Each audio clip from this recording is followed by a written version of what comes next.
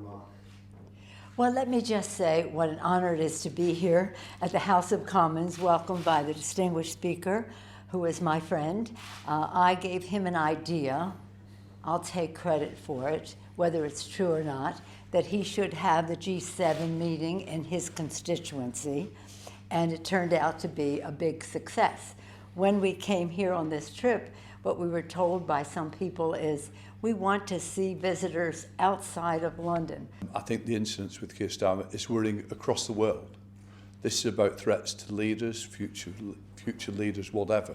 What we want to see is democracy thrive, and what we've got to do is make sure politicians, those threats they're made against them, that we put all the right security measures in place. I did have a meeting this morning. I have discussed it again. I want to make sure that we learn from the mistakes that happened. And what I would say is that security for both of our parliaments, mob rule, Capitol Hill, I want to learn what happened there to make sure it doesn't happen here. So on that general point, security is under discussion. This is about ensuring that democracy thrives and that people who do not share our values through terrorism, through evil ways, we will always stand united together. That special relationship, I think, has been endorsed today with the people that Speaker Pelosi has brought with us, serious players within American politics. And that's about that special relationship being built on, being developed, and that's one that we can take forward. It's about standing shoulder to shoulder, and that's what we've seen today. Just came from the Munich Security Conference. President Zelensky spoke there. He came just for a few hours to the meeting and was going back to Ukraine.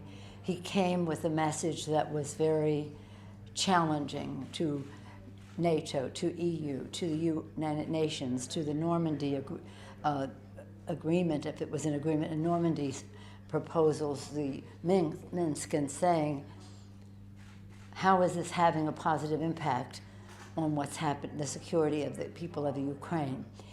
Yes, I do think that the prospect of an invasion is real and imminent. I don't know, I think what the president did, and I read his statement, and of course we were briefed by our own people on this, that the president left the door open to such a meeting between President Biden and Putin, if in fact the meeting of the foreign, Tony, I keep calling people by their first names, Secretary Blinken and Prime Minister Lavrov is successful, and there's no invasion of Ukraine, then that meeting is a possibility. But it was really leaving the door open to it. And we always, diplomacy, diplomacy, diplomacy. Diplomacy deterrence. We'll do any amount of diplomacy to prevent an invasion.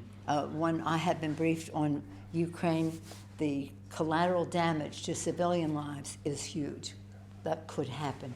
Also to soldiers on both sides of the fight. For what reason?